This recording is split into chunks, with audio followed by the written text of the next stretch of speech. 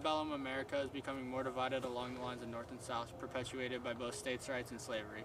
One man, however, stands between becoming a homeless blacksmith and becoming the man who will innovate the cultivation in the fields of Illinois.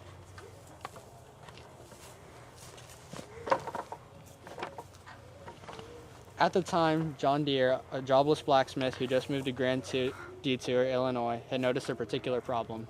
I noticed a particular problem.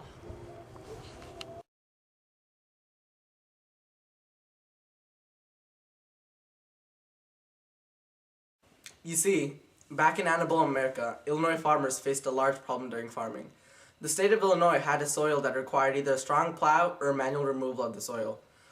Normally, Illinois farmers would have to scrape the soil off their plows before continuing their work. This led to wasted time and damaged plows. John Deere faced this problem and decided to change the way Illinois farmers would work. And so, in that same year, Deere invented the steel plow, an improvement on the former wooden ones.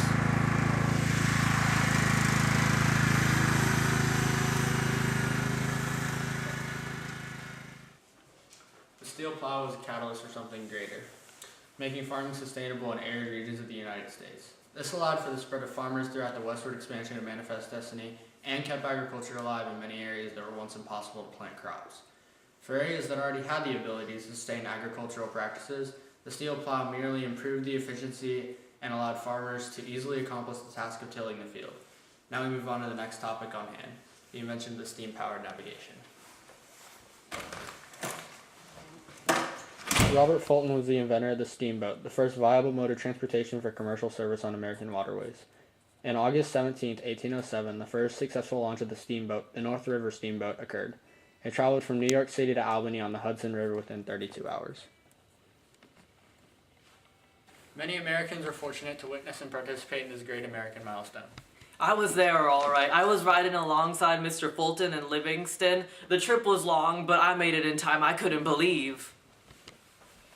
The Fulton-Livingston line was hugely successful within a year of the first trip of the North River Steamboat. It was after this first voyage that the two men created their monopoly. By 1826, steamboats were used to carry many resources and products, as well as an increasing number of passengers. When steamers developed the ability to make this New York to Albany trip overnight as well, another style of ship appeared. Night boats had large sleeping cabins, while day boats were largely open. By the 1830s, the traffic of steamboats along the Hudson River had increased to over 700 steamers. New steamboat manufacturers were established and the industry grew. This created a new economic industry, tourism. Steamboat travel outgrew its glory days on September 13, 1948, when the steamboat named after Fulton himself made its last journey from New York to Albany. A group of investors called the Hudson River Steamboat Association created a sort of monopoly by lowering ticket prices. Known as robber barons, these businessmen were introduced as a direct effect of the development of steamboat travel and tourism. Robert Fulton's invention of the steamboat created the economy of tourism, as well as an increased use of the monopolistic tactics in business. Our next inventor is a man by the name of Samuel Morse. His inventions will come from a life of painful experiences. Samuel Morse was born on April 27, 1791 in Massachusetts. He aspired to be a painter until around 24 when he received a message of his wife's sudden illness while painting. Come in. Message for you, sir. Read it to me.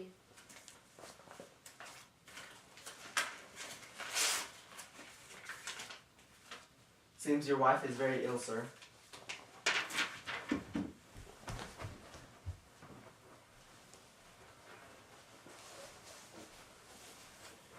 Though he rushed from Washington to his home in New Haven, he arrived to find that his wife had died while he was on the way.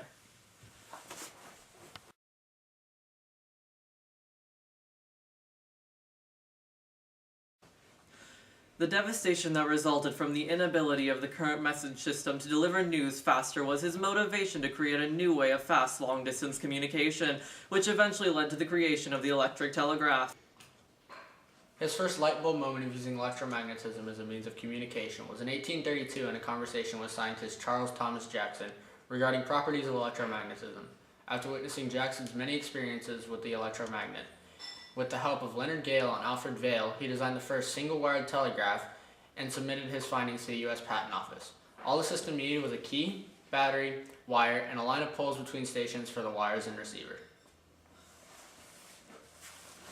In the 1830s, to transmit messages across telegraph wires, Morse and Vail ultimately created a new language of communication called Morse code. The code would assign letters in the alphabet and numbers, a set of dots and dashes based on the frequency of use. So letters such as E that were common were assigned simple code, whereas letters such as Q were assigned more longer and complex code. The code developed from transmitting visually and only requiring audibility, and eventually paper was replaced by a receiver that created a more pronounced beeping sound. The first impressive official demonstration of Samuel Morse's telegraph happened on May 24, 1844, carrying the famous words, "What hath God wrought?" from the Supreme Court chamber in Washington, D.C., to the B&O's Mount Clara station in Baltimore. To this day, the demonstration is remembered as the starting point of the telegraph's expansion across the world.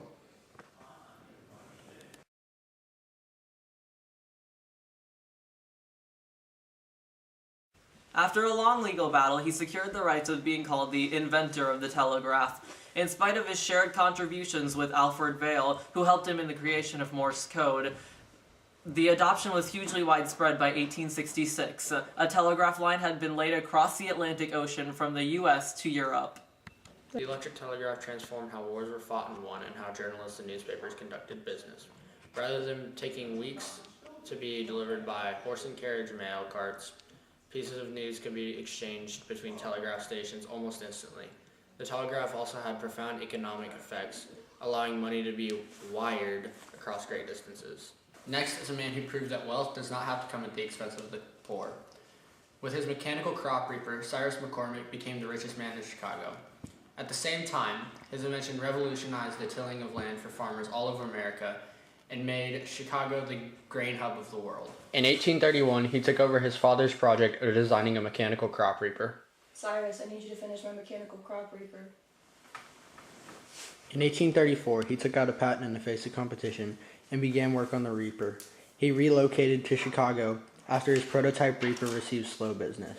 In 1851, McCormick's machine won the gold medal at London's World's Fair in the Crystal Palace. McCormick was an inventor of business practices as well. He guaranteed farmers that his machine would bring results to their farm. He has a no-hassle price of $120, but he educated farmers on the mechanic of the machine and trained them on how to use it. Our final inventor is the man who would make the production of cotton tremendously more efficient. His name was Eli Whitney, and he created a machine that would revolutionize the cotton industry. He called it the cotton gin. Cotton, the fabric of our lives. Oh, there's gotta be some way easier to do this.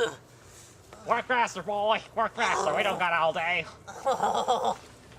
Eli Whitney and his partner, William Green, determined there must be an easier and more productive way to extract cotton fiber.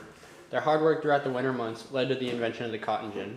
The reaction to this new machine was immediately popular.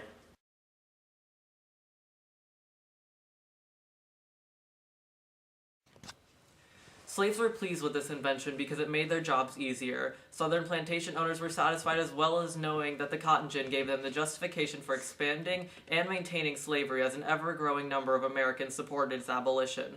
The reason for this being that the North was primarily economically focused on textiles, a system that relied heavily on what else but cotton. Next. In 1794, Eli Whitney patented his gin. However, a project as popular as this was bound to be copied, and it was. The device was widely pirated, which caused Whitney to receive almost no net profit in regards to his success. The cotton gin was not Whitney's only invention. He also is credited with the idea of interchangeable parts. This system allowed for faster production of primarily weapons, focusing on pieces rather than the entire thing. This invention later influenced assembly lines and led to Whitney being credited as the father of American technology. These are just a few of his inventions. He's a 20 years straight, get to work on time. He's loved one woman for all his life. He's a shirt off his back, give you his last dime. He's strong.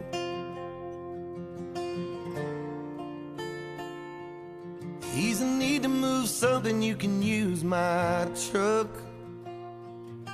He's an overtime worker when the bills pile up. Everybody knows he ain't just tough. He's